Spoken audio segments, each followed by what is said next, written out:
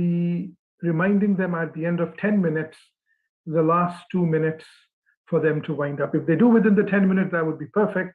But in 10 minutes time, I will be sending a brief reminder to them that they would have to conclude in 2 minutes. This is only to keep in mind that we have a very important question and answer session, which always generates a huge amount of interest from our attendees, so that we're able to conduct that in time. So that would be one of the parts. The other part would be that we will be asking each and every speaker to kindly unmute themselves and click their video on when prompted, when they will be ready to speak. And the first person that we have on our panel today, we were supposed to have His Excellency Sardar Masood Ahmed Khan, the ex-president of Azad Kashmir, but due to some last-minute changes, we have had to change that, and Mr. Khan has given us obviously his apologies, as well as sent us, thankfully, and we're really thankful for this, that we have a replacement, and the replacement is an excellent one. And we are meeting Mr. Naveed Safdar Bukhari, who is the Deputy Chief of Pakistan Embassy in US at the moment, where the Sardar Masood Ahmed Khan is the ambassador at the moment. And he's no newbie to any of the international forums. He has served for more than 20 years in the Foreign Service of Pakistan, and his previous engagements are very interesting, especially in relation to our topic today. I have been in China, and more importantly, other engagements have also included being an assistant director in South Asian division, which is again a huge part. So he is no stranger to the difficulties that people in South Asia, especially Kashmir issue, definitely. And the topic that we have given Mr.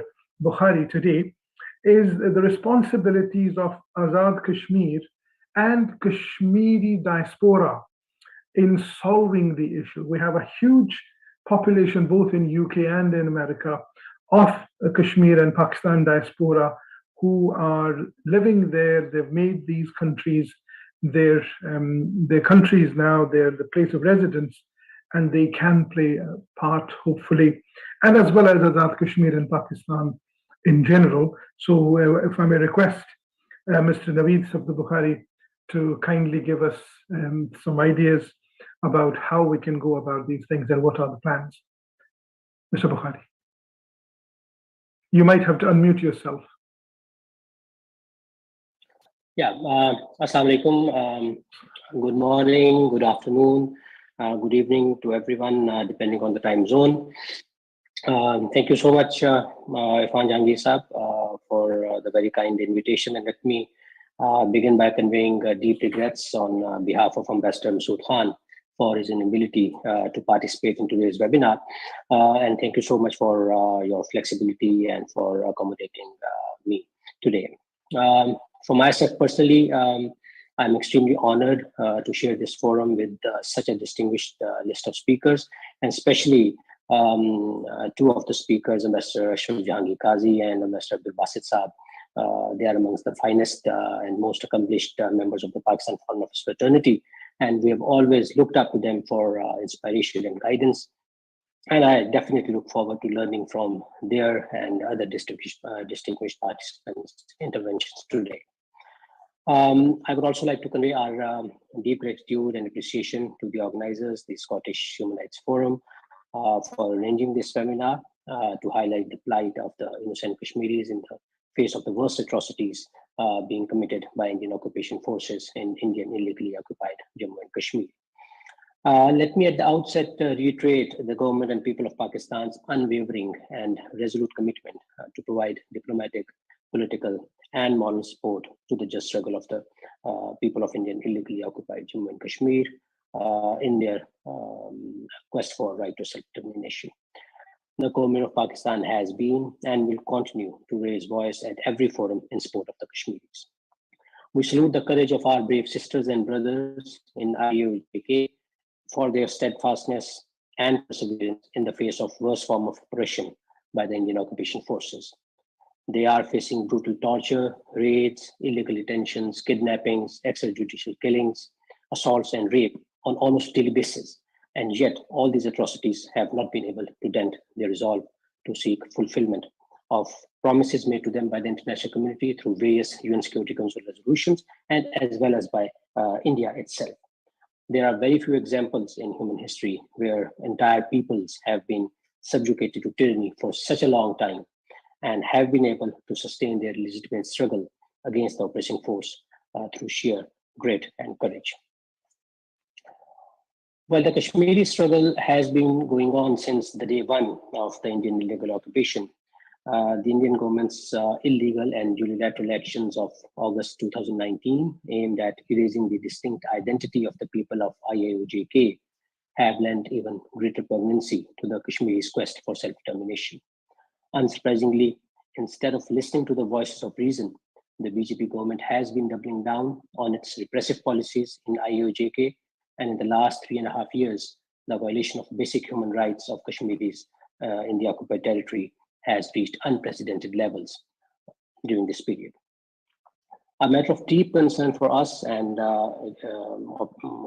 also for the entire international community is the Modi regime's continuous pursuit of the RSS-backed Hindutva agenda of disempowering Kashmiris by turning them into a minority in their own land. The Delimitation Commission report issued in May this year redrew constituencies in IAOJK to convert Muslim majority areas into Hindu majority areas into Hindu majority areas. India has also launched a sustained campaign to convert Muslims into a minority in IAOJK by settling Hindus in the occupied territory. And in its latest move, India has added over 700,000 new voters in the electoral rolls. Majority of these so-called new voters are non-Kashmiris and retired personnel of Indian forces. The move is aimed at advancing electoral prospects of the Bharatiya Janata Party in IAOJK and clear violation of the 4th Geneva Conventions that assign special responsibilities to the occupying power. While the government of Pakistan will continue its efforts to project Kashmir issue all across the world, wherever the opportunity arises and whatever the platform is, the Pakistani and the Kashmiri diaspora living around the world, they have a special responsibility, a very special role, I must say. And they have been playing that role, that critically important role in supporting the Kashmiris' struggle for self-determination, and through their combined voice, putting their weight behind the message and imparting, rather enhancing the message credibility. Because it is one thing for the government officials, for the embassies to take up this issue, but when the citizens of the country, for example, the Kashmiri Americans and the Pakistani Americans living in the US, when they raise this issue with their respective members of Congress or with the administration, it carries a different weight and importance for the host country. The diaspora's efforts for raising awareness about the dispute itself and the reign of terror unleashed by India and mobilizing support for the just cause of the Kashmiris, it's not a simple task. I mean, it's very easy for us to discuss this during our discussions, but it is a difficult undertaking. And why so?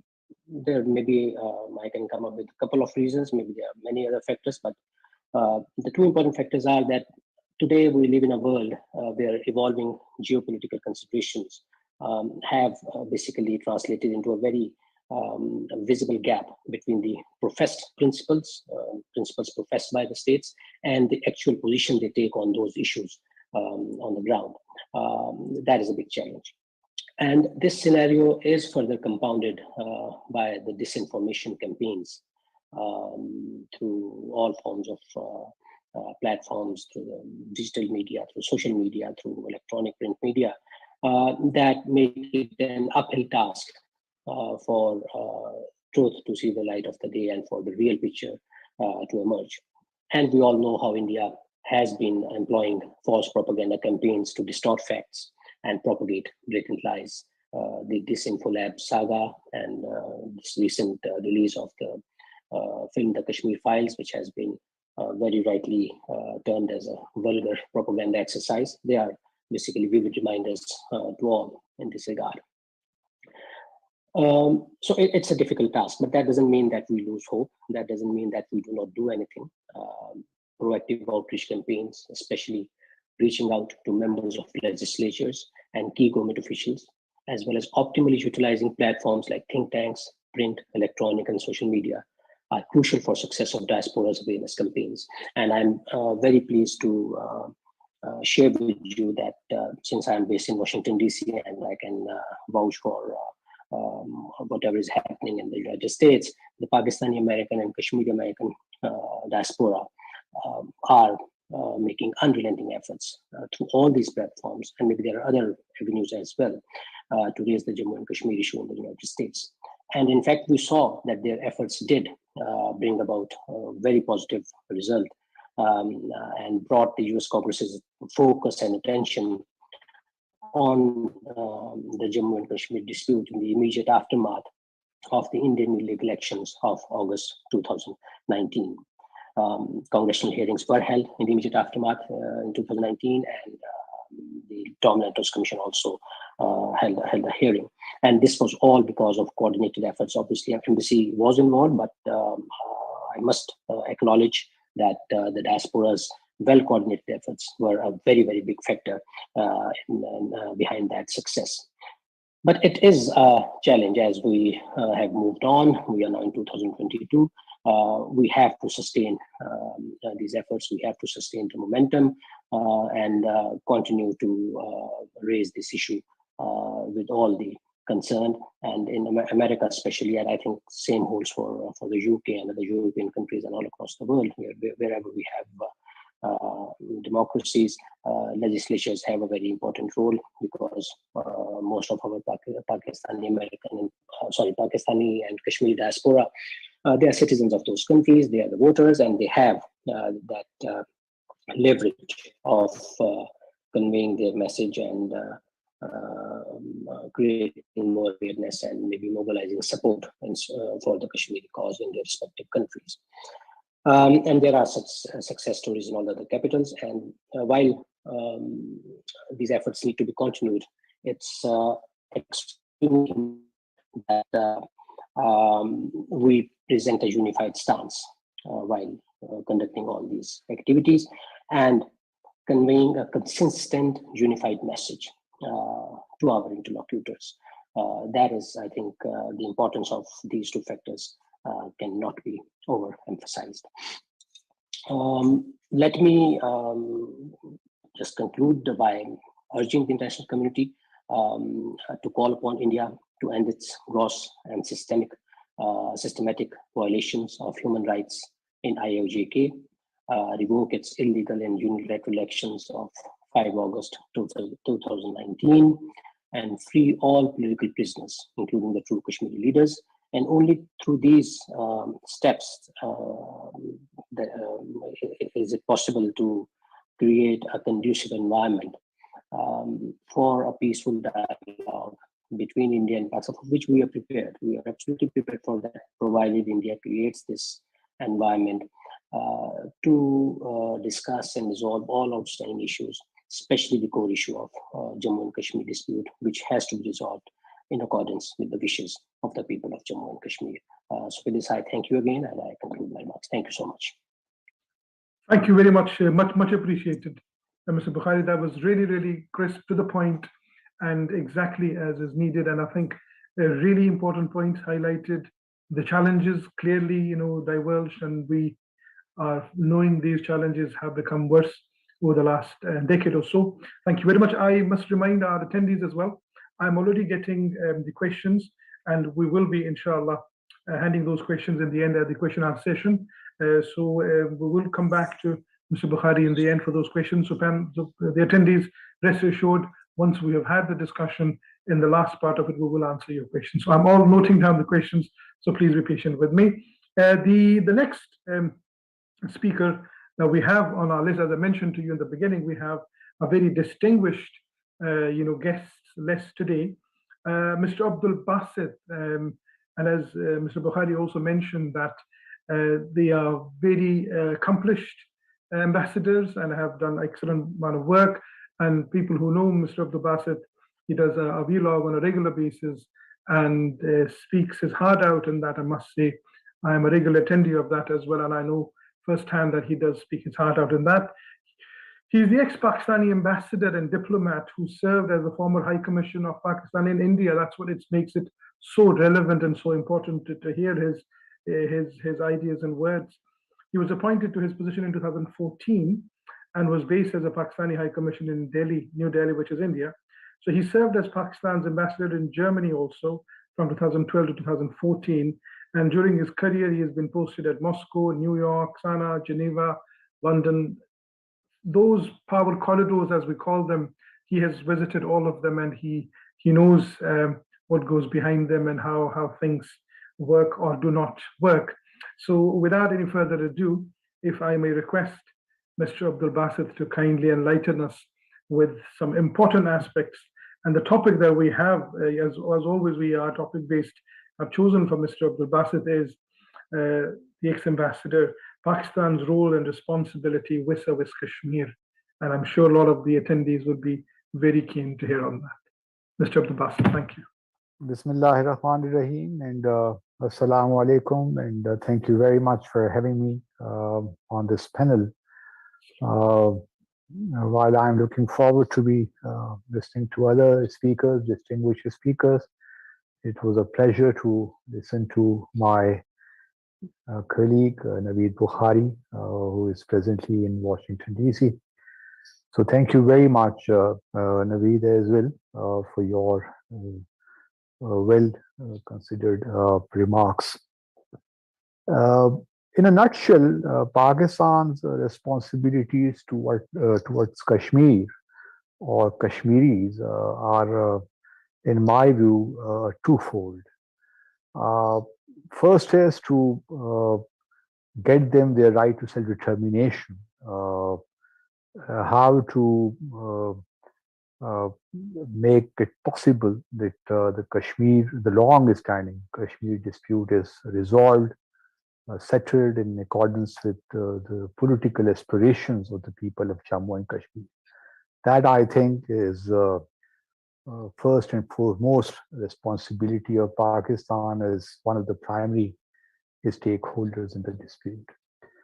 Second, I think, while we make efforts towards this objective or towards this end, Pakistan, in the meanwhile, should be doing something to stop the state terrorism, which is being carried out by India, and get the human rights situation improved, and the oppression against the people of Jammu and Kashmir should stop. And these two objectives or responsibilities of Pakistan towards the people of Kashmir, towards dispute, are obviously interlinked. Now we can always debate as to whether or not Pakistan has been successful in its endeavors towards these objectives. Obviously, there are a host of reasons one can discuss as to what we have achieved during the last 7 decades and what we have not been able to realize, as I said, because of a variety of reasons. In my very candid and honest opinion, I think one of the foremost reasons for Pakistan or for Kashmiris themselves not to have been able to achieve their objectives is, first of all, is Pakistan, our internal problems, our internal political instability or unpredictability. And then in the process, we economically we lost ground, and that further complicated the task for our diplomacy on Kashmir. And then obviously Pakistan, our regional situation, especially the very difficult situation on our western border, further complicated the situation for us. And then after 9/11, India very skillfully, I would say, managed to portray the legitimate struggle of the people of Jammu and Kashmir as terrorism, and that in different ways put us on the defensive. Now, I'm mentioning all these things so that put things in their correct perspective, because Pakistan, as I said, is a primary one of the primary stakeholders, has huge responsibilities on its shoulder. And obviously, as Mr. Bukhari very rightly pointed out, Pakistan cannot give short shrift to this long-standing core problem, or the struggle which the Kashmiris are carrying out for their right to self-determination. Now, things have become more complicated after uh, 5th August 2019, when India took unilateral action, unconstitutional action, and abrogated the special status of the occupied Jammu and Kashmir. Now, obviously, Pakistan reacted, and I think rightly so, by downgrading its diplomatic relations with India, and by not uh, by refusing to enter into any talks with India till time the status quo ante is restored. Now we are again in a deadlock, and we really do not know as to how we can come out of this cul-de-sac, because Pakistan-India relations have been moving from a stalemate to a stalemate. Every time we make some progress, uh, something happens and we are back to square one.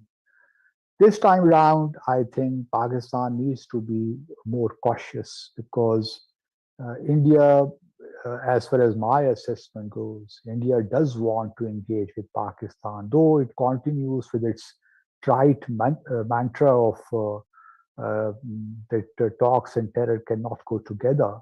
But that is just a public position which India has taken. I My personal assessment is that uh, India very much wants to engage or have talks with Pakistan in order to legitimize whatever action or illegal actions it took on the 5th of August 2019. So Pakistan needs to be exercising utmost circumspection uh, before agreeing to engage with India, because in my view, if we engage with India, uh, that would and without or engage, involve ourselves in a usual structured formal dialogue, rest assured that would not achieve anything.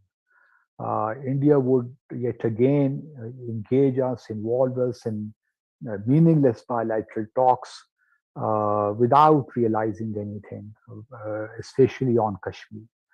So if he were to be serious this time round, I think it would behoove us to ensure that Jammu and Kashmir is discussed upfront, not only discussed, but we settle it once and for all, this dispute. And that is not going, and then my second point is that is not going to happen bilaterally, in my view, because there is hardly any bilateral space left for the two countries to engage with each other and find a mutually acceptable solution.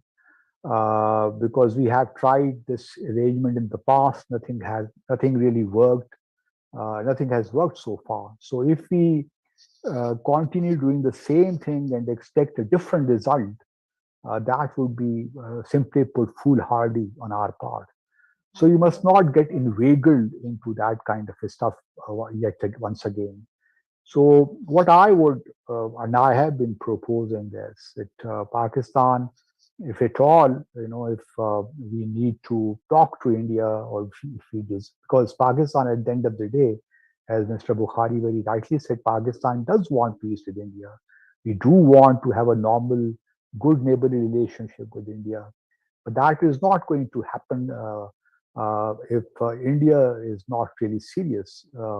And if India is not willing to settle this dispute, so we would need a third party mediation. I know that India is averse to third party mediation, But this time, in my view, if we cannot do it openly, it can be behind the scenes, and a third party, whether it is UN or any other country, US, I do not know, or for that matter, UAE, Saudi Arabia. I mean, diplomacy is the art of the possible. We can always consider ideas. But this time, it is important that a third party help is available to both the countries so that, things really move forward rather than we again try to prepare a framework for bilateral dialogue, have a composite dialogue, 8 different segments talking about culture, consular matters, about cricketing ties, and so on and so forth. This would not work. India must realize that Kashmir is the dispute between the two countries. The rest is all peripheral, in my view. Unless the Jammu and Kashmir dispute is resolved, there is simply no possibility, no matter what you do, to build mutual confidence, to bridge this mutual mistrust which the two countries have.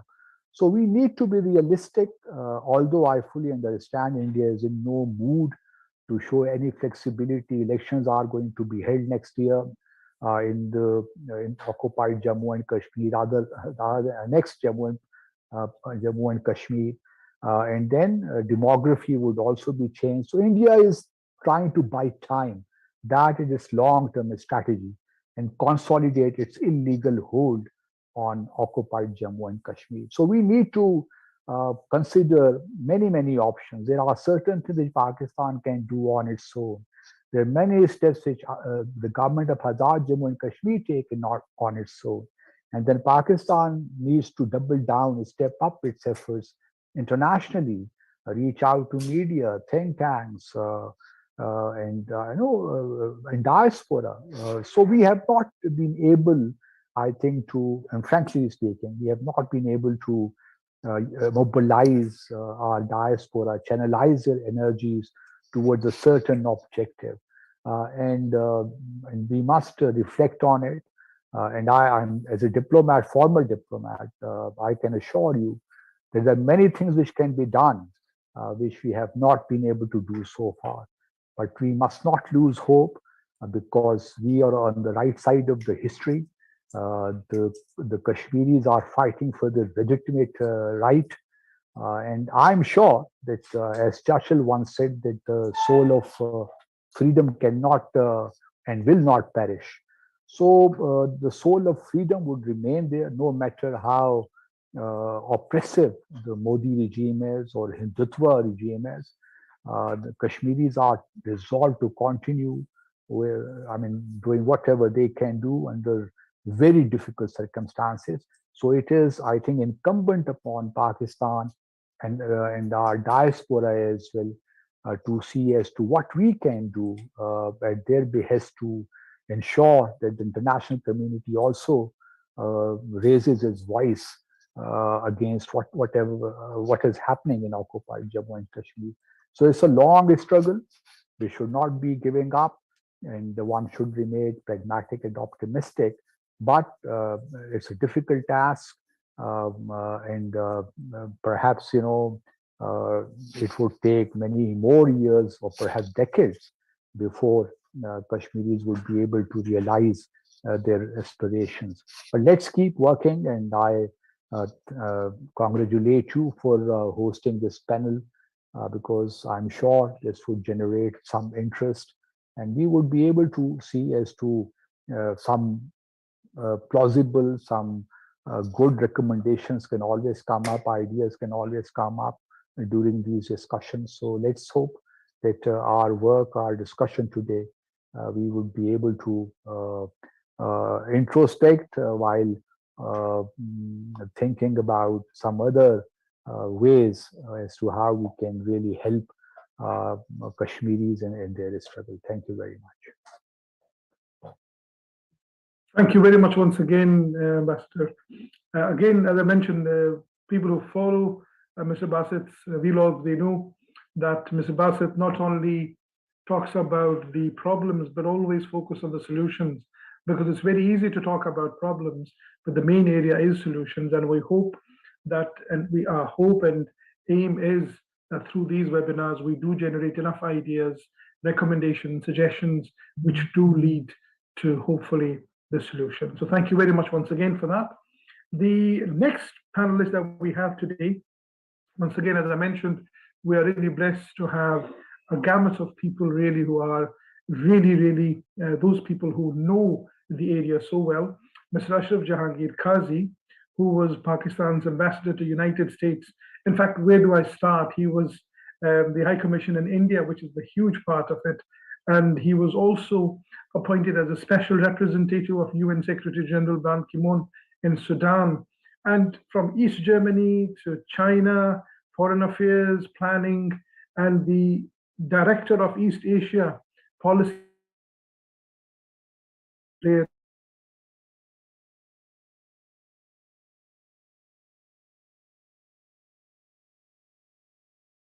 Tokyo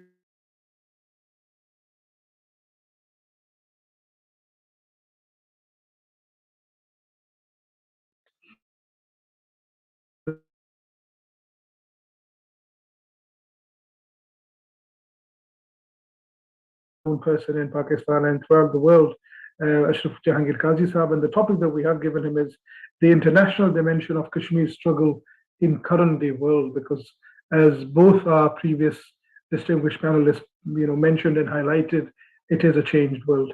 Mr. Qazi, you might have to unmute yourself and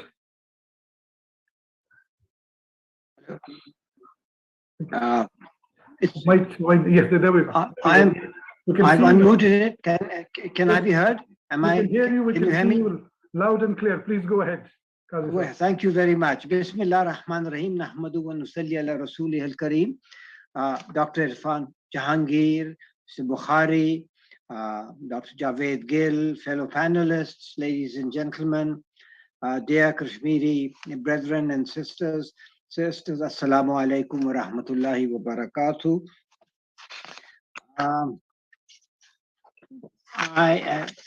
Within the limited time, I shall try to speak rapidly, and I've had to abbreviate further my talk, but I can understand the time constraints. So I'll begin by saying that it's today more than 1,200 days have passed since August the 5th, 2019, when the status of Kashmir was unilaterally and illegally altered by India in violation of UN resolutions and international law. There is today, 1,200 days later, still no sign of political normalcy in occupied Kashmir, IOK, although India's military yoke remains in place. How have the Pakistan leadership and the international community responded to this situation? What options need to be considered by Pakistan, given the current context of climate change and its imminent and irreversible consequences, the risks of nuclear confrontation between India and Pakistan, the fragile economic situation, political unrest and insecurity in Pakistan, US policies of deepening strategic cooperation with India, and its dangerous confrontation with both Russia and China. That is, broadly speaking and very summarily, the international context within which we are discussing Kashmir. Pakistan's policy stance on Jammu and Kashmir is in conformity with the UN Charter, UN resolutions, international humanitarian and human rights law, and the wishes of the majority of the Kashmiri people, especially with regard to the India and Pakistan options included in UN resolutions. Nevertheless, in IOK, occupied Kashmir, there is reportedly support for a third option, that is independence, for which there is some support allegedly in Azad Kashmir also. Others closer to the scene will be able to give a far more accurate assessment of this. Pakistan and India have been in negative agreement against any third option for diametrically opposed reasons. Imran Khan, however, indicated indirect support for the third option when he was Prime Minister. Presumably, he had consulted with the former army chief at the time. Whether Imran Khan still adheres to this view or not is not clear, because I don't think he has made any recent statements on the subject. But he had initially talked about a two-step process whereby Kashmir would accede to Pakistan through a plebiscite, and then Pakistan would allow it to choose between the third option and the Pakistan option, and would welcome any decision that was taken by the Kashmiri people. That was his position. Whether it is still that or not, I do not know for sure. India's position and policies with regard to Jammu and Kashmir, however, are in violation of international law. Its unilateral change of the status of occupied Kashmir violates UN resolutions, as I've mentioned, and renders the similar agreement moot, because the line of control derives from the similar agreement, and our talks with India have been in pursuance of the similar agreement, which it was aimed at implementing, so that a Kashmir settlement could take place in accordance with the ascertained wishes of the Kashmiri people. India has thereby made the restoration of a structured dialogue process with Pakistan next to impossible. This in turn renders an unstable peace between two hostile nuclear powers even more fragile. International relations, however, are conducted on the basis of pragmatism and perceived national interests to a much greater extent than on principles, morality, and international law. While the international community has made clear its distaste for India's policies in occupied Kashmir, none appear to be ready to sanction India for its crimes against humanity in occupied Kashmir. Moreover, the Kashmir dispute cannot be settled through war of any kind. My internet connection is unstable, it says. If that can be, are you beginning, can you hear me? Yes, we can hear you, Qazi. Please continue. Okay. Moreover, the Kashmir dispute cannot be settled through war of any kind. The valiant people of the valley continue to heroically and successfully resist Indian occupation in every possible way, including the sacrifice of well over 100,000 precious lives and the incarceration, rape, torture, and murder of many, many more. But they know better than anyone that their sacrifices and their refusal to surrender can at best pave the way to a principled compromise settlement they can live with, rather than inflict an outright military defeat on a gigantic military adversary such as India. No matter what India's provocations in occupied Kashmir, none of the Western powers will materially support Pakistan in a war with India, even if the war is unilaterally provoked by India. This reluctance apparently extends even to our Arab brethren, despite their verbal support. As for China, it has no desire to be dragged into a war on behalf of Pakistan, which could irretrievably push India into the US strategic camp. However, China will not sit idly by if India launches an unprovoked attack on Pakistan, which is an important strategic partner of China and hosts the China-Pakistan Economic Corridor, which is the flagship of the Bridge and Road Initiative, a major strategic vehicle of China to increase international cooperation in Asia and in the rest of the world. India tries to influence Chinese perceptions that both Xinjiang and Kashmir are confronted with the challenge of Muslim or Islamic terrorism, a core concern that led to the establishment of the Shanghai Cooperation Organization, the SCO. As for Western powers, even in the event of an unprovoked Indian attack on Pakistan, they will at most confine themselves to criticizing Indian actions. They will be reluctant even to consider limited, temporary, and ineffective sanctions. India is just too valuable a market and investment and strategic partner. Moreover, Indian communities in the US and the UK, as we know, are extremely influential. We have the US Vice President and the UK Prime Minister of Indian extraction. This is not to cast aspersions on their neutrality and statesmanship, but it just is an indication of the huge influence the Indian community wields in these very important countries, the US and the UK. Pakistan's nuclear deterrence is to an extent a strategic equalizer. Despite the fact that we are conventionally the smaller power, our strategic deterrent capability is to that extent a strategic equalizer. But given Pakistan's conventional vulnerability vis-a-vis India, its nuclear deterrent is seen by the international community as more likely to be resorted to, particularly if we are conventionally the weaker country, which we are, or the smaller country, and therefore more dangerous than India's. This because it would be thought that Pakistan might be more likely to resort to a nuclear option because of its conventionally being the smaller power than India, which is conventionally the larger power, and therefore Pakistan's nuclear power, seen in that context, can appear to international observers or international analysts as more likely to come into play. Nevertheless, Pakistan's diplomacy has elicited stringent criticism and condemnation of India's policies in occupied Kashmir and towards its Muslim minority by many countries in international forums and from international human rights organizations. Recently, there was the Human Rights Conference in which 21 organizations listed 300 steps that India should take with regard to Kashmir. I won't go into detail on that because that has already been published and must be known to all people who follow the news.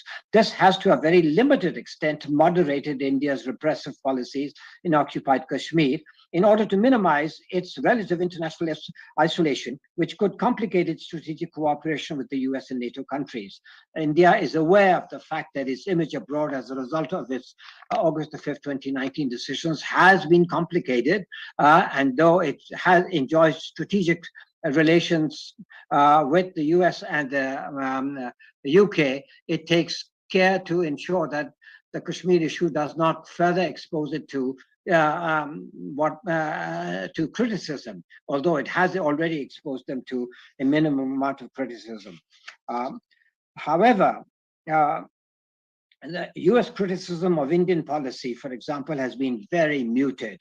The US embassy in Delhi kowtows to India by referring to occupied Kashmir as the Union Territory of Jammu and Kashmir. That is the Indian description of it after August the 5th, 2019.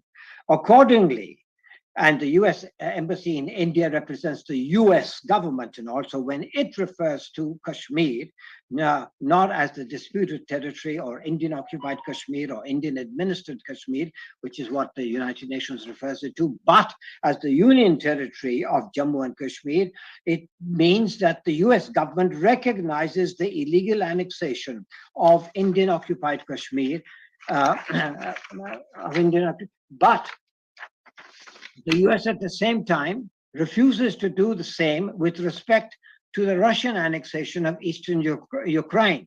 It has no qualms with regard to India's illegal annexation of Kashmir, but it is loud and clear and incessantly articulate on the question of Russia's annexation of eastern Ukraine, which Russia regards as an integral part of Russia. Likewise, the US is only too ready to accuse Russia of genocide in Ukraine, but refuses to do so with respect to Indian atrocities in Indian-held Kashmir.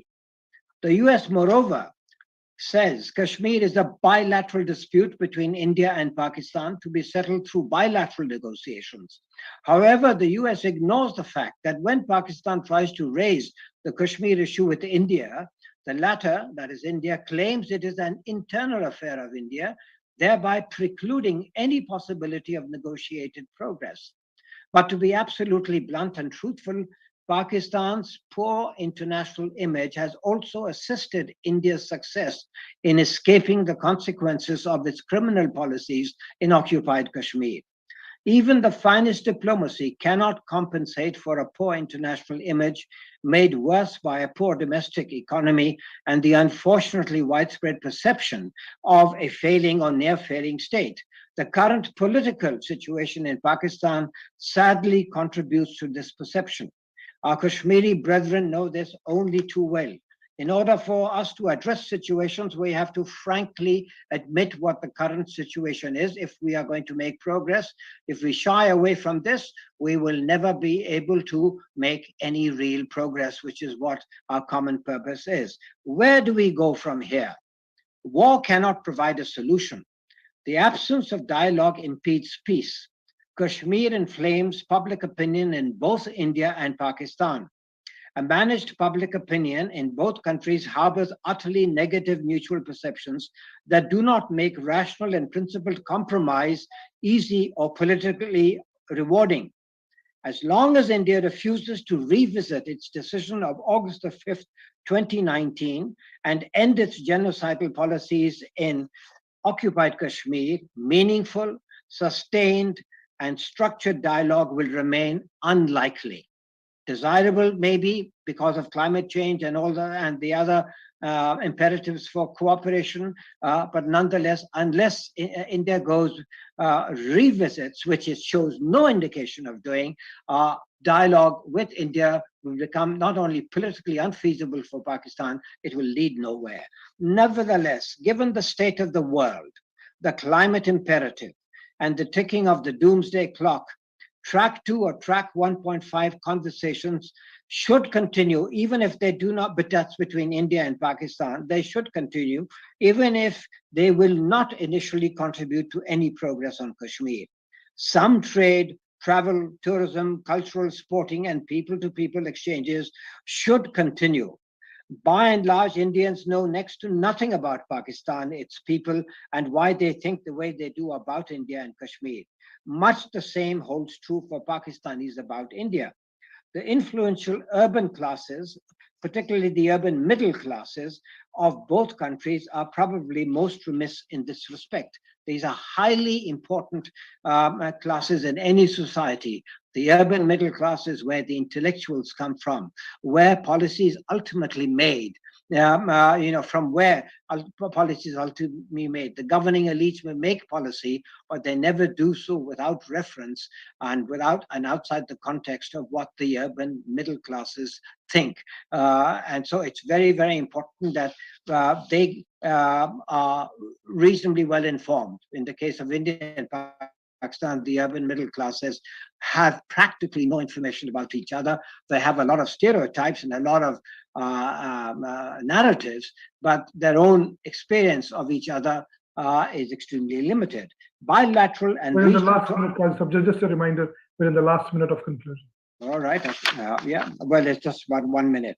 Bilateral and regional talks on issues of regional and bilateral concern are essential if the people of South Asia and neighboring regions are to survive the 21st century in a viable shape. Climate imperatives, nuclear doctrines, malicious misinformation, negative narratives and stereotypes, etc., need to be addressed through confidence and security building measures which can pave the way towards constructive dialogue on outstanding issues, including Jammu and Kashmir. It will be equally imperative for the leadership of Pakistan to maintain the confidence of the Kashmiri people in the credibility of Pakistan's Kashmir policy. This will not be easy because of the difficulties of communication with the Kashmiri leadership in occupied Kashmir. Even so, the confidence of the Kashmiri people cannot be strengthened through posturing or communicating back-channel assurances to Indians that are not consistent with publicly stated positions. Such doings can neither fool nor assure Kashmiri opinion. On the other hand, Pakistan must ensure that it does not inadvertently or irresponsibly add to the suffering of the Kashmiri people by allowing the Indians to claim their repression in occupied Kashmir is counterterrorism. No such thing. It is the exact opposite of counterterrorism, but this is what India projects to the world with some understanding and support from Western countries. The credibility of Pakistan's commitment to the goal of a principled compromise settlement of the Kashmir dispute that is verifiably acceptable to the majority of the Kashmiri people must at all times be maintained. Thank you very much. Wassalamu alaikum. Thank you very much, Mr. Kazi, for Yes. that detailed and comprehensive and very, very truthful. Some people might actually see it as a brutal truth, but it's absolute truthful about how much people know of one another and how much of misconceptions lead to these extreme views that we see sometimes on both sides. And that is absolutely right. And we, as I said, please keep your questions coming, and the panelists will be available towards the end at our discussion period, where we'll answer those questions, and I'm taking down all those questions. Thank you very much for that, Kazisab. The next speaker we have is Miss Mary Scully. She's appearing for the first time on our panel, and I'm really interested to hear from her. From 2015, she has been very outspoken about Kashmir, as she is about all the human rights, especially in relation to civil rights and women's rights. And if, without further ado, if I may request Mary to talk about the topic, which obviously, as I said, we're all speaking about the topics over here, would be the world opinion shaping on Kashmir rights. Mary, please go ahead. Yes, good morning. Thank you for having me. I was asked to speak about the shaping of world opinion on Kashmir, and I don't think anything has shaped world opinion on Kashmir more than the almost 70-year news blackout about Kashmir. That news blackout prevailed until the advent of social media, when citizen journalists and Kashmiri citizen journalists and journalists began to use that platform to educate about their struggle. But in that 70-year news blackout, it allowed India to frame this conflict over the self-determination of Kashmiris. It allowed them to frame it as some kind of geopolitical conflict between Pakistan and India. And of course, there are disputes between India and Pakistan about Kashmir, but the primary conflict in Kashmir is the struggle of self-determination by the Kashmiri people. It is the struggle against colonial occupation and genocide by the Indian government. The Pakistani government, one may criticize some of its conduct, but it does not occupy Kashmir. It does not have troops there. And the primary problem is the struggle of the Kashmiri people against Indian colonialism and occupation, and increasingly the harshest degrees of genocide. The second thing that this news blackout allowed was for India to integrate the struggle of Kashmiris into the whole Islamophobic warmongering narrative about terrorism, Islamic terrorism. It allowed India to use that. It is not that there wasn't guerrilla, I don't call it terrorism.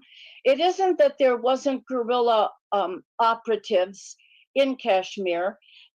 In the post-World War II world, there were peoples all over the world, colonized peoples all over the world, who were experimenting with different strategies to throw off colonial tyranny. And guerrilla warfare was one of the strategies that many of these peoples debated and experimented with. In Vietnam, where the Vietnamese people had 50 years of experience fighting French colonialism, they had a regular army. So the regular army, working in collaboration with guerrilla groups, was able to actually defeat American imperialism and win against American militarism. But that situation does not prevail in most countries, in particular in Kashmir. And although people, even such legendary visionary figures as Maqbul Bhat, experimented with the concepts of guerrilla warfare, for the most part, those were rejected. Even Yasser Malik, who came into the movement during that period consciously, politically rejected that as an effective strategy. I should say that oppressed peoples, especially when they're occupied by foreign armies, have the right to defend themselves by any means necessary. So I would be among those who would never, ever condemn those Kashmiris who experimented with guerrilla warfare or who looked to Pakistan to assist them. I would not condemn Pakistan for offering assistance to guerrilla operatives because they have the right to do so. I say that even though I believe it's an ineffective strategy, in particular in Kashmir, more likely to get idealistic young people killed and murdered than it is to win emancipation and self-determination. But I would never condemn those young people who for the most part, are motivated by the highest ideals of human freedom. Nevertheless, the majority of Kashmiris long ago rejected that as the primary strategy for winning liberation. So I think in the process of defending the Kashmiri struggle, we need to be clear about that we don't condemn these young people engaged in guerrilla warfare. We also don't think it's the wisest strategy for them, given that they're occupied by 900,000 troops, including snipers, thousands of snipers that India deployed, especially after August 5th, 2019, and thousands of special forces trained in the most murderous methods of human suffering. This situation, of the false narrative prevailed, like I said, until Kashmiri activists, journalists, and citizen journalists began to pioneer social media as a way to educate others about their struggle. And that's how I came to Kashmir. That's how really thousands of people came to understand what was going on. And what they did, what these citizen journalists and activists and journalists did, was to once again center the struggle of Kashmiris. They centered the lived experience of occupation, colonialism, and genocide. They talked about the presence of nearly 1 million troops, the checkpoints, the barbed wire, the shutdowns of schools. They talked about that. They talked about mass rape as a weapon of war and the constant sexual assault and harassment of women and girls.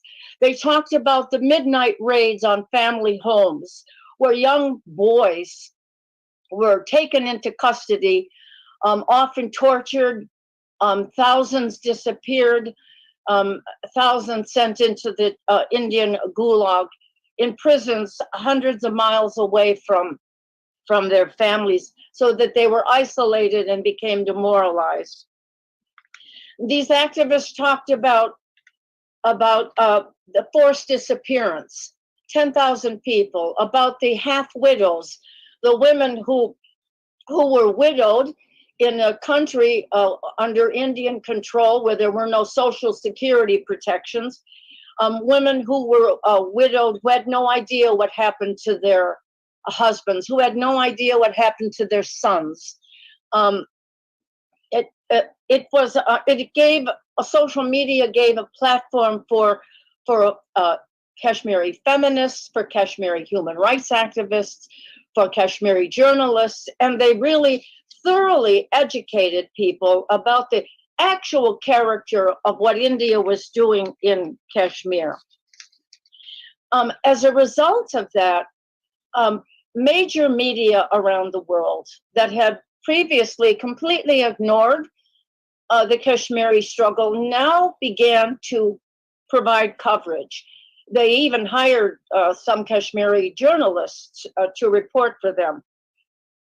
I don't believe, as a longtime critic of media, although I believe that one must read it and carefully and seriously, but as a longtime critic, I don't believe that the New York Times, the Washington Post, and the Guardian, and many of these journals covered the news so that they could finally begin to tell the truth about the Kashmiri freedom struggle, but because they needed to get ahead of the narrative in the same way that they do the Palestinian struggle. They needed to get ahead of the narrative in order to control it, and in order to once again put it within the framework of the struggle against terrorism, because that is the prevailing theory. Excuse me, I need to the prevailing warmongering ideology. They need to control it and put it back within that framework. And also because India plays an increasingly, as the previous speaker, the ambassador, pointed out, India plays an increasingly important role militarily, economically, trade, in world politics. And the United States government, despite occasional lip service by Biden or Harris, the United States government, the British government, the European Union, none of these governments are going to stick out their necks for the Kashmiri people when they have so much invested in Indian militarism and in a trade with India. They're not going to speak up for the Kashmiris. And so in many ways, the Kashmiri struggle is in a much more precarious and dangerous position, especially given India's new alliance with Israel. It has always had trade relations, military relations with Israel. I remember years ago when I first began studying and writing about the Kashmiri struggle, that there were things written about how India contracted with the Israeli special forces to train their soldiers, their killer troops for Kashmir. So India has a long relationship with Israel, but now it is cemented and solidified. And this bodes very badly for the Kashmiri struggle. So I think that that in terms of what we do to counter that, the most important thing is that we, because Kashmiris, India very purposely, with the cooperation of social media, of Twitter and Facebook and other venues, have shut down Kashmiris on social media. There were hundreds of them, thousands of them, and now they almost dare not speak because they will be immediately called out by Zionists as well as by Hindutva ideologues, and they will be thrown off of social media by the thousands, and so they're in a very difficult position. India did that purposely. It blocked even people like myself were blocked in India and in occupied Kashmir, so that we can no longer collaborate and cooperate or even exchange information. India is determined that the news blackout that previously prevailed will be reimposed on Kashmir. And so it's a very difficult situation. So in terms of our work of building an international solidarity movement, we need to center what the Kashmiri activists did when they were able to be active. I forgot to point out that India doesn't just get them thrown off social media. India actually calls these activists into the police departments for interrogation and for arrest. So it's an extremely dangerous situation for Kashmiris to speak out. And when they do, one can only admire really the stunning mind-boggling courage of these activists, and some continue to do so. The journalists have been jailed, many of them, and many of them have been forced to leave the country to prevent being jailed. So India is very serious about reimposing this news blackout. And so I think our job as supporters of the Kashmiri struggle, committed supporters, is to center once again, not this geopolitical conflict between India and Pakistan, although it's not unimportant. It's to counter the rubbish, the Islamophobic rubbish, and completely reject the entire narrative about the war on terror. It's a completely Islamophobic and false narrative to counter freedom struggles around the world, including not just the Kashmiri, but the Palestinians who have been vilified as terrorists, the Rohingya who have been smeared as terrorists, the Uyghur, all sorts of people. It's to completely reject that entire narrative and to speak again with less access to information about what's important to Kashmiris. The presence of 900,000 troops, including snipers and special forces, who conduct military operations almost every day, sometimes 2 or 3 a day, in residential neighborhoods where they raid homes, where they terrorize civilians, where they use weapons like pellet guns and bazookas. To talk about that, to talk about the use of sexual violence, mass rape against women and girls, to talk about the 10,000 who have been forcibly disappeared and never accounted for, young people, the incarceration, the nighttime raids and the arrest and incarceration and torture of young people, of journalists, of human rights activists like Khurram Parvez, of political leaders like Yasin Malik, of journalists like... just a reminder for the last minute conclusion. Just a reminder for the last minute conclusion.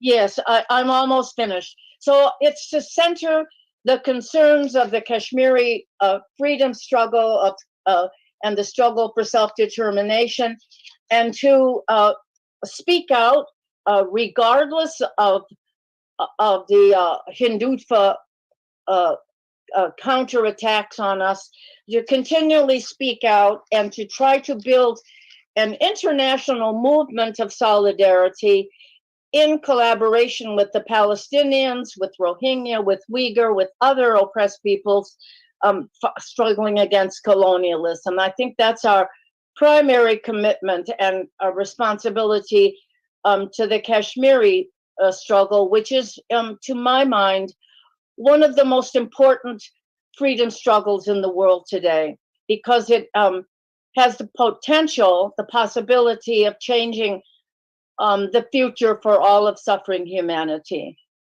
So that's all I have to say. Thank you for asking me to speak. Thank you very much, Mary, for that detailed. And in fact, the topic of today we have for the panelists is this new phase of oppression. And I've been there recently and I've seen it firsthand, that people who speak up, even mention anything on the social media, they are not only brought in, tortured, but if they are working for the government, if they are employed, their employment is terminated. If they're not employed, if their father is employed, their father's employment is terminated. They recently asked every employee of the Kashmir to buy the Indian flag on 14th of August, 15th of August, which was India's Independence Day. They had to pay money to the Indian Armed Forces. Then they had to take a photograph of that on the 15th, post it on social media, and then they had to bring the flag back because they knew that if we give them the flag, they will burn it anyway. So this is the level of repression that India is trying to subject Kashmiris at the moment. But thank you very much for highlighting them, and we will come back to the questions. Our next speaker, the next panelist, is as we usually call down under in UK, Lee Rhiannon. She is a former senator in the Australian Parliament and currently working in a voluntary capacity as a human rights activist and a community organizer. She has consistently supported the struggles of communities fighting for their self-determination, and she was actually the first MP in an Australian Parliament to speak in support of the right of self-determination for the Kashmiri people. She even visited Azad Kashmir in 2018. And obviously she's diagonally opposite to us. It's nighttime over there. So she was kind enough to record a message for us, which we will be playing now. Thank you very much.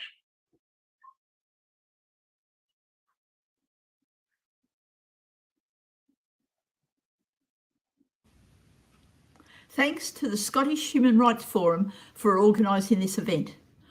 I'm joining you from Sydney, Australia. It warmed my heart to hear this forum was to be held, as a major obstacle to achieving justice for Kashmir is that so few people know about the great wrongs that have been inflicted on Kashmiris, that for decades they've been denied their right to self-determination, suffered shocking human rights abuses and been victims of state terrorism. So raising global awareness of the Kashmiri struggle is critical. To help achieve this, I believe we can take inspiration from the struggle to end apartheid in South Africa and the current struggle for free Palestine.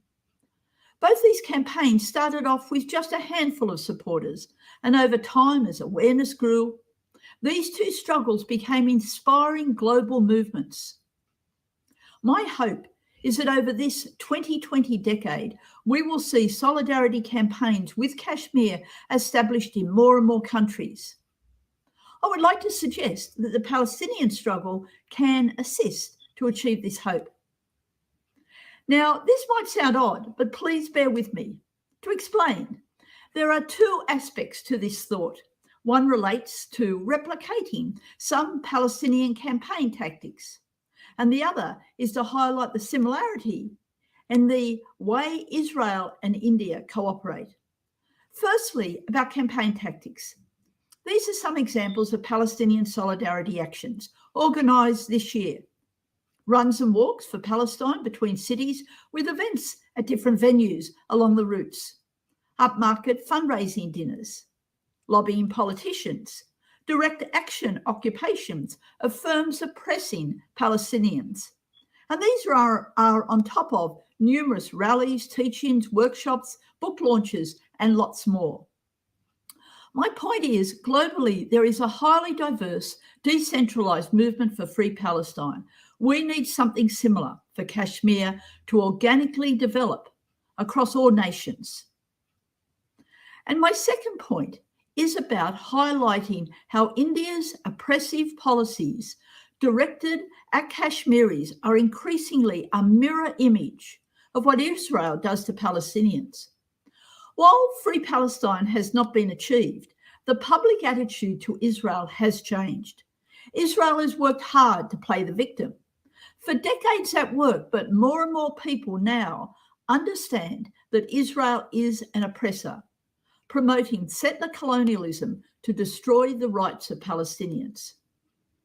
We need to build an understanding that India is also an oppressor, a colonizer, attempting to deny Kashmiris their right to determine their future. Associating India with Israel can help inform people of why we need to support the Kashmiri struggle like we support the Palestinian struggle.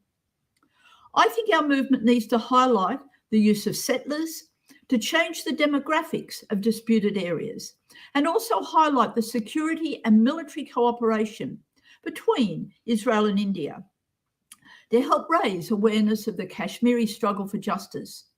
These are the standout examples that demonstrate the common repressive policies of these two nations. There are now nearly 750,000 Israeli settlers on Palestinian land on the West Bank. In Indian-occupied Kashmir, the BJP's new domicile rules are opening up this region to occupation by hundreds of thousands of military personnel and their families, and also migrant workers. there is a real chance that Kashmiris could become a minority in their own land. A Kashmiri colleague who has just returned from Srinagar told me how shocked and concerned he was to find that nearly all the shops he visited were staffed by non-Kashmiris. Demographic change such as this can well be used to create fake democracies to try and legitimize oppressive regimes. Israel and India both use networks of security, military, and technology capabilities to assert their dominance and control. These days, there is more understanding of the crimes of Israel. People don't like the violence and the killings Israel perpetrates. By highlighting the dangerous links between Israel and India, we can help raise awareness of the need to support the Kashmiri struggle. India is the largest buyer of Israeli weapons, much of which is promoted as field tested. That is, testing means the weapons are used to harass, oppress, and kill Palestinians. We know much of this field tested weaponry ends up in Kashmir. Israeli drones, radar systems, as well as anti-aircraft missiles and air-to-air missiles are regular choices that India fills its shopping cart with when buying from Israel. I acknowledge there are many other aspects of India's shocking policies, such as their brutal treatment of Indian Muslims and other minorities that we need to highlight. But I did want to elevate the Israel-India link as it is a way to readily raise awareness of the crimes of the Modi forces and build support for the free Kashmiri struggle. Thank you.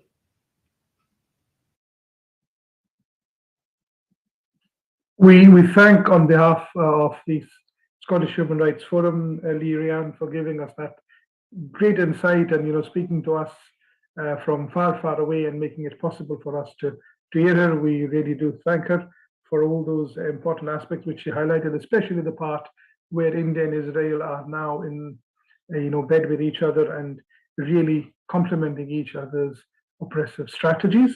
Last but not the least, we have our very own, as we call her, Claire Bidwell.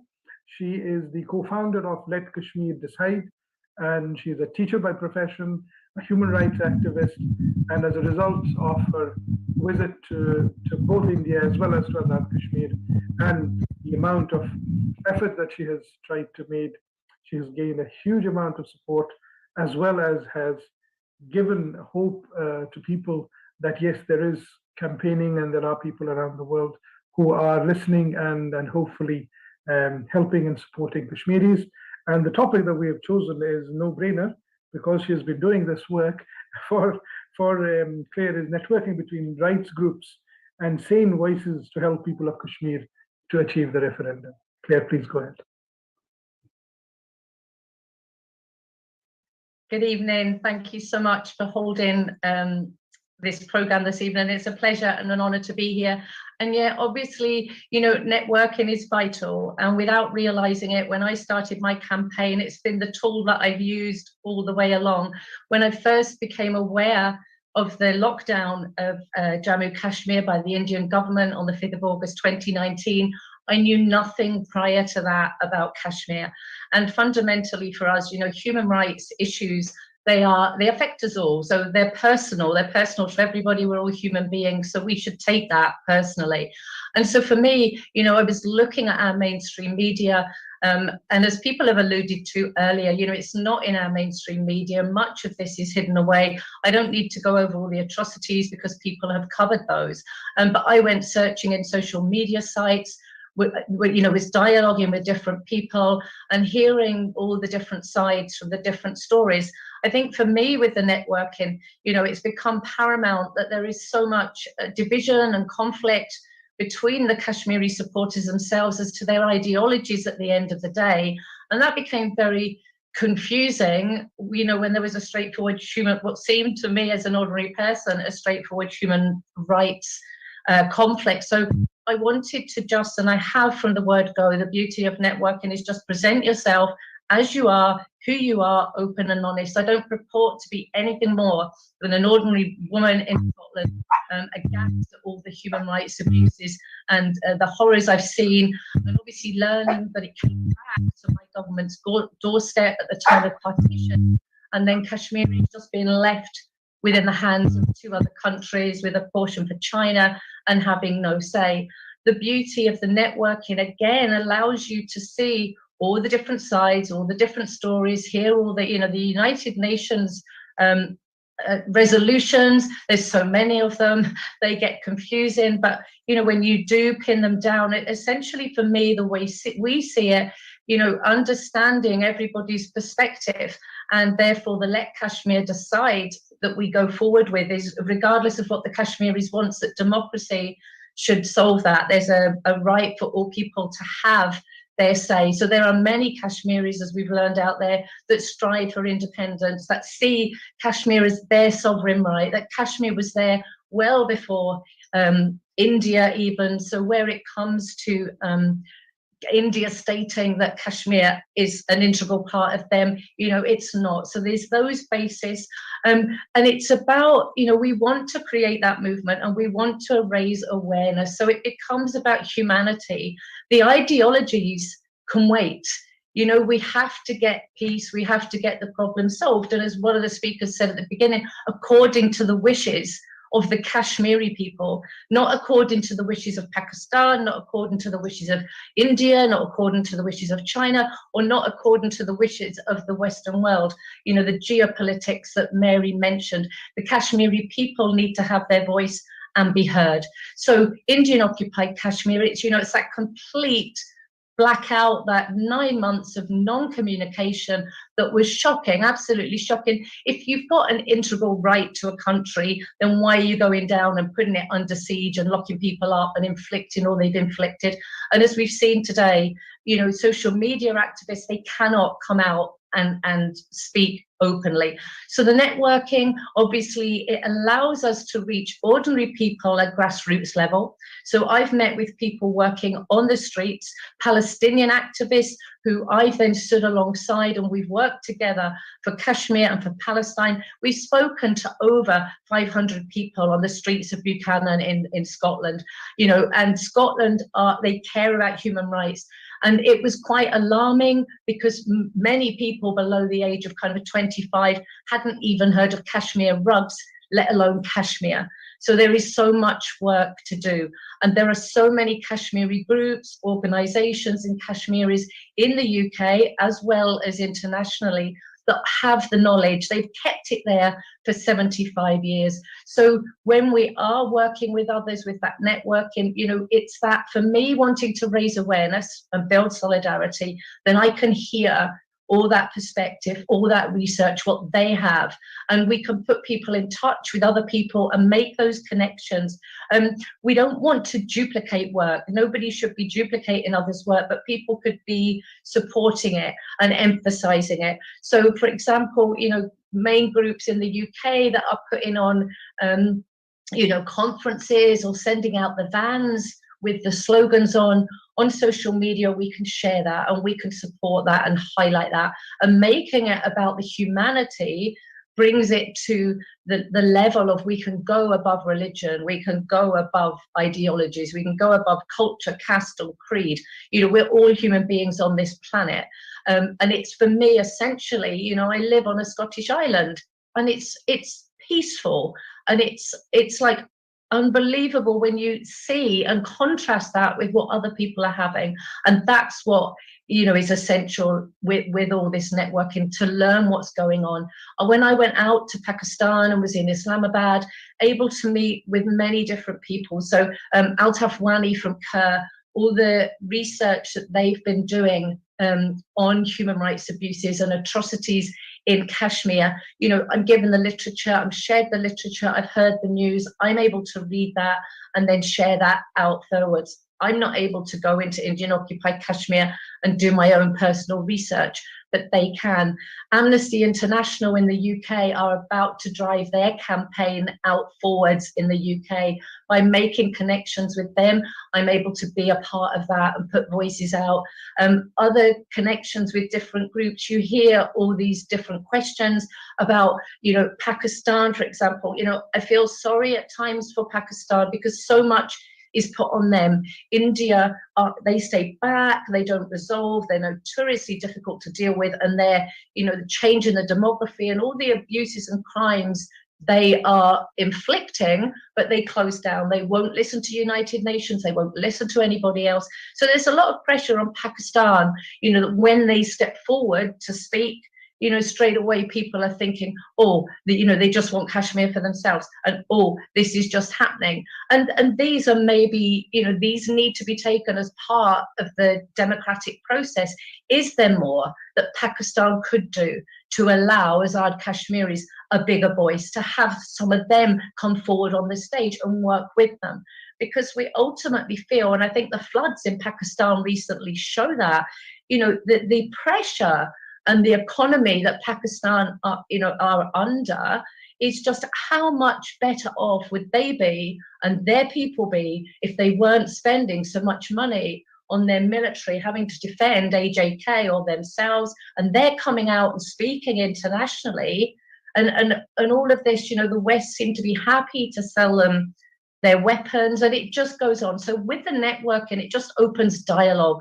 We reach and meet different people, and you do get that feeling that if Kashmir were given their right to decide and resolve this, and the same, then these resources, they can be shared through Kashmiris having their ownership of it. Peace in the Middle East, peace between India and Pakistan and Kashmir would give us a very different world, and at the moment there's so many people suffering there. So I think for us, the networking is listening to all the different voices, but ultimately, you're either with Kashmir or you're not with Kashmir. And if you are with Kashmir and you're with humanity, then people should come together and as one. And you'll have seen, hopefully people have seen our campaigns where we're on ground campaigning for the release of Yasin Malik, the removal of the political prisoners in Indian occupied Kashmir, the political leaders, the reporters, the human rights activists. It's so blatant that they're just closing in and homing in, and if it continues, there won't be a Kashmir to free anymore. It will erode away. So that's why it's important for us to keep networking, show respect for other people's opinions and beliefs. And for us, there is going to be an international conference in London for the release of Yasin Malik. Our solidarity campaign that we've been driving for over a year now, we're seeing hundreds of people join us every 5th of every month with a cup of tea. It's about Kashmir culture, solidarity, and raising that awareness for Kashmiris. Anybody can join it. And to allude again back to what Leah Mary said about growing a global movement and building that support, it's the people power that we can bring to this, and support Kashmiri's voice and ultimately drive to peace, but giving respect for all ideologies. And networking should work both ways so that we all know what everybody's doing, what other perspectives there are. If we disagree with people, we can share them out.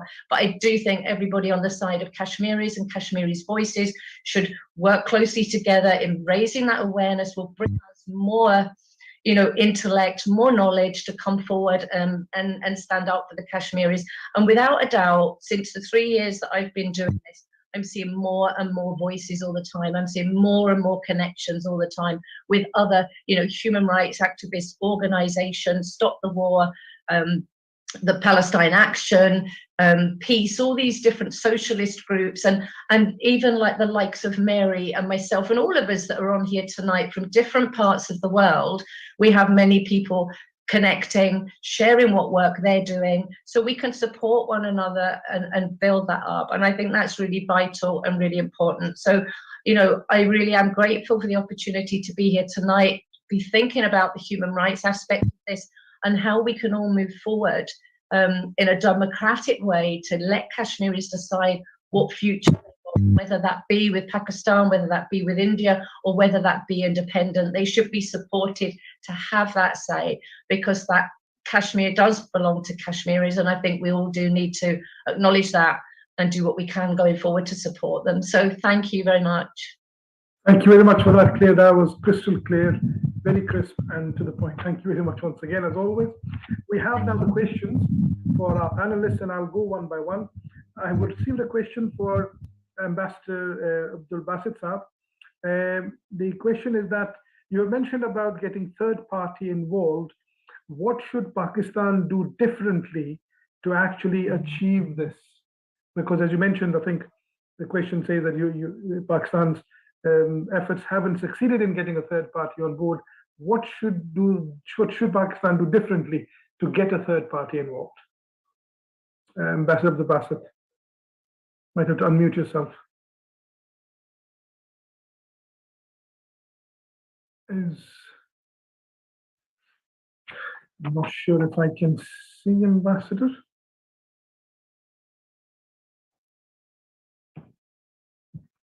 Right, I don't think I can see Ambassador there. If I can put the same question to Mr. Naveed Safdar Bukhari Saab, since you are on the hot seat of representing Pakistan, if I can put that question to yourself. Yeah, thank you so much for the question, and I agree with Basit Saab that while India portrays it as something that has to be decided bilaterally, and we are basically we are willing to do that if India is willing to create the conducive environment. But that's the challenge that right now we feel that India is, and I think Ambassador Shafqazi Saab also pointed this out, that there is no mood to do that.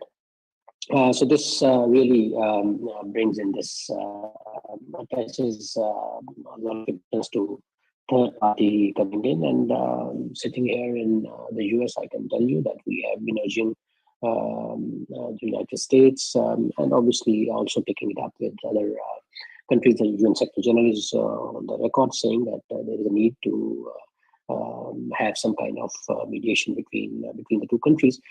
So we will continue our efforts on this account. I think in my remarks I did mention certain factors that make it a complicated exercise, but despite that, we will continue our efforts. And the fact that Kashmir issue is, I must say that it is very much on the global agenda. It's not something that is on the back burner. We may not be seeing a lot of official statements coming out, but we do here in the United States, we do read a lot. I mean, a number of articles being written on whatever is happening in, if not specifically to Kashmir, but in proper India, to the minorities, and that basically is connected to whatever is happening to the Indian illegally occupied Kashmir. So we will continue our efforts on this account, and with the diaspora, it has a big role in that, especially in countries like UK, in countries like the US, where the legislature has a lot of role and of influencing the administration. So it's a sort of a mixed sort of strategy that we have to pursue. The government has to carry on at its own end, but our voice, our message, it gets much more witty and gets that much more credibility when we are supported by the same message, same voice coming from the diaspora. So we will continue these efforts, and inshallah, as Basit Saab also said, although right now we see that it's a complicated environment, but it was not always like that, and it will not remain like this. So we have to persevere, we have to continue our efforts on this account. Thank you very much. I think the next question is directed to yourself anyway, so you might have to stay online. The question is about Azad Kashmir. Why is Azad Kashmir not on its own doing more For example, the suggestion given by the questioner is, why do they not declare a Kashmiri parliament, a joint parliament for both sides, and then pursue the world through that? Thank you so much for the question. I think it's as I have pointed out that when we talk about the eventual resolution of the dispute, we say it has to be done in accordance with the wishes of the people of Kashmir. The path that we have to take, the path the Kashmiris have to take. I mean, it's one thing for the government of Pakistan to decide how we want to go about it. But for the Kashmiris to, how do they want to go about it? It's, I think, their decision. We are there to assist them. We are there to facilitate them. We are there to support them in whatever manner they want to take it up abroad. They have their distinct identity, of course. And again, since they are the aggrieved party here. They are the people, especially the people in the ILJK. They are the people under occupation. So their voice being heard abroad, that has a huge significance. It's an excellent idea, and I think there are many things that the leadership of Azad Jammu and Kashmir is doing. Our ambassador Masood Khan Saab was just recently the president there, and he, when we are sitting with him, he tells us his different visits to all parts of the world where he took this message on behalf of the Kashmiris. So all these things are being done in different platforms, UN, Geneva. All these things are being done, but I would just say that it is we leave it to the leadership of the Azad Jammu and Kashmir and true leadership of the Indian occupied Jammu and Kashmir to decide how they want to go about it, and we are there to support them in every respect. Thank you very much. Thank you very much, Sultan. The next question I have is for the ex-ambassador Ashraf Qazi Saab. The question is, you mentioned about the international hypocrisy in solving the issues. How do we actually overcome this hypocrisy? Is it possible? Qazi Saab. Yes. Well, overcoming hypocrisy is always going to be a constant struggle, because this is a shortcoming that we find all over the world. And countries are similar to the peoples who make up those countries. You know, they're not consistent. So this needs to be regularly pointed out to the representatives of countries whose views we attach importance to, and when we're trying to drum up support for the Kashmir cause. I think it's very important for us to be able to point out, as was a lady speaker pointed out, the parallels. I think she was from Australia, that the similarities between the Palestinian movement and the Kashmiri movement and other such movements also. And when countries support one and give much less support to the other, or support contradictory positions with respect to other such movements which share similarities, then of course it is very important to point that out and to point their inconsistencies out.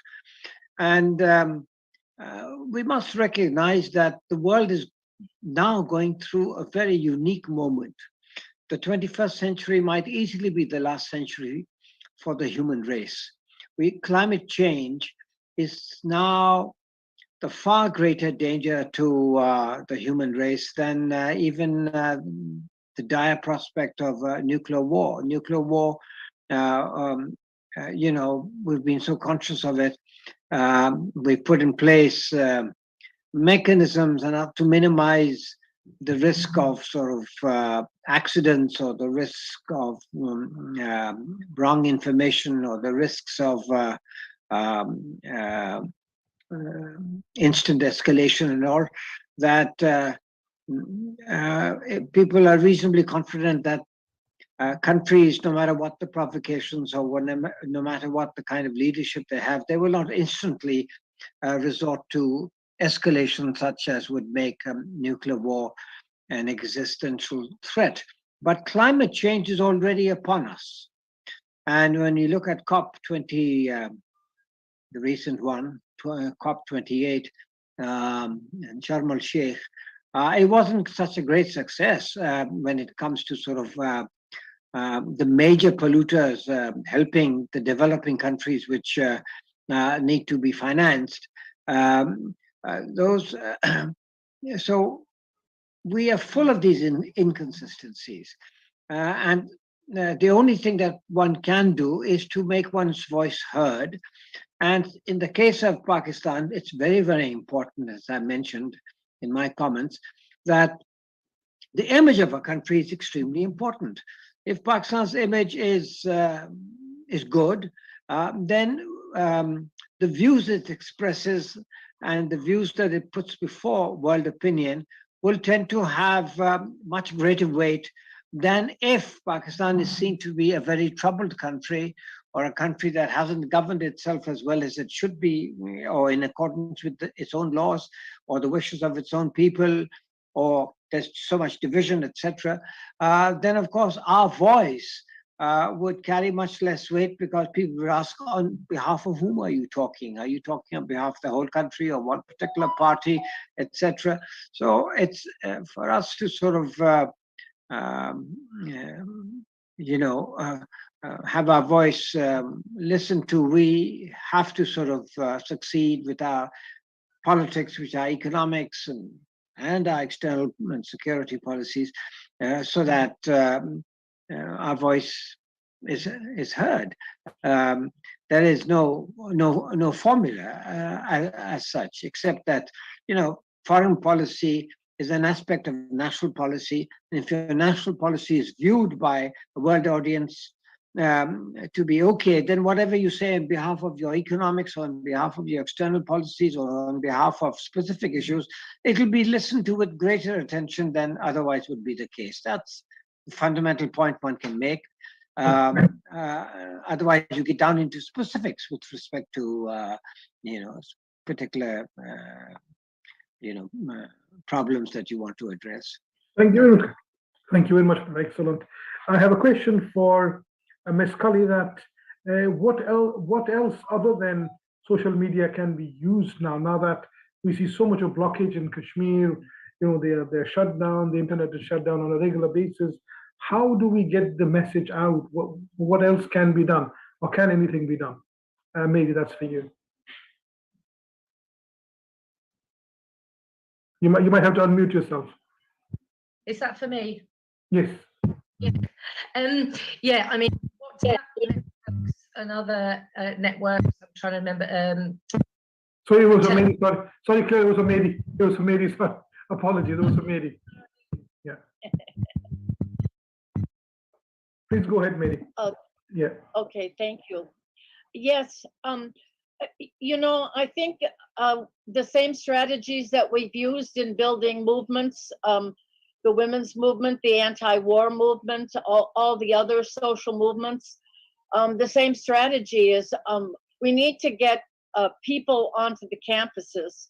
We need to get speakers, Kashmiri speakers. We need to get them onto the campuses to speak. We need to collaborate with Palestinian groups and Rohingya groups for rallies, to hold joint rallies. We need teach-ins, the kinds of things that help to build the anti-Vietnam War movement. We need to get people onto the campuses. We need to have conferences on those campuses that can attract students. We need to get conferences. We need to get debates. Important to have debates so that they can see the contrast of ideas between colonialists and freedom fighters. We need to get rallies everywhere we can, public rallies, at the Indian Embassy. We need to do all of the things that we did before. And what Claire pointed out was really important. The political movements are very fractured right now. I mean, there is no anti-war movement right now, and the United States is involved in several wars, and that's true of Europe. or there's no anti-war, anti-colonial movement in India. It's a very fractured, a crisis kind of time. So we're swimming against the tide, but we need to keep doing that. And one of the ways is that we need, as Claire said, to break down these divisions, that I won't work with you because you have a bad position on Cuba. I won't work with you because you have a bad position on the Ukraine. We have to break down those divisions and work as much as we can with people around the issues of Palestine, the Rohingya struggle, the Uyghur struggle, the Kashmiri struggle. We need to begin to reforge an anti-colonial movement, international, and we have the forces. There are people around the world. The last time, during the 2014 military bombing siege of Gaza, there were 1 to 2 million people all over the world, from major cities to tiny little hamlets, protesting for the Palestinians. So the forces are there. We just need to break down the disunity and to begin to, as Claire, and as not only did she point out, but she's masterful at doing, and to begin to build a movement. We need to go against the tide. We need to get onto campuses. We need to forge unity. Thank you very much, Dami. That is very, very practical and a great solution. Thank you very much for that. Claire, the last but not the least question is for yourself. It's mentioning when you are talking about collaboration, and you obviously have given examples of collaboration, what kind of response are you getting in relation to Kashmir? You're still muted. Okay. Yeah. Generally really positive, depending on what we're talking about. Kashmiri groups themselves have been really embracing of me, and I wouldn't have been able to build what I have without their support, and that's been work that's gone back for years. If we're thinking of groups like, for example, I got in touch with a lot of trade unions for journalists groups globally, every single one of those, and I only heard back from a few, and from those that I did hear back from, it was things like, we're doing all we can, we're doing this, or we're doing, so it was kind of like mixed, because obviously they're reassuring me they're doing things, but I couldn't actually get to find out what they were doing. And I think one of our aims is we want the ordinary person to have more power and to know what we can do, how we can reach to those in power corridors. But generally, for Kashmiri people that have been working at this for years, the Kashmiris themselves, all people from all perspectives, whether it's all different ideologies, really, really supportive, wanting to share their work and what they do. And it was like, as Mary was saying there, about the breaking down the barriers and the bridges. And we recently had a really successful, we did solidarity on a Kotley University campsite where it was one of their festivals. And it was fantastic. There was so many people there just joining in with the solidarity and raising that awareness. So that's what we'd really love to do, is see the people of the future, the children of the future, being educated, being taught, and taking that forward. But generally positive. Amnesty International, for example, that was something we saw somebody within their area at the grassroots level brought it to Amnesty International. It's taken them a year or two to bring it through, but they're now going that as a campaign, and they're open to other people's ideas and thinking. So generally positive. Members of Parliament, House of Lords, we've all learned through the collaboration that we get pretty back as standard letter. I did question our Foreign Office as to why they were sponsoring an event selling land in Indian occupied Kashmir, and I've never yet had an answer to that. So, there's a lot of issues and things out there that we're fighting against, but generally Palestinian activists, anybody, Rohingyas, they're all behind us and working. So it's been positive on that, and just thank you to everybody that supported it. Excellent. On that excellent and positive note, thank you very much. We come to the conclusion of our webinar for today.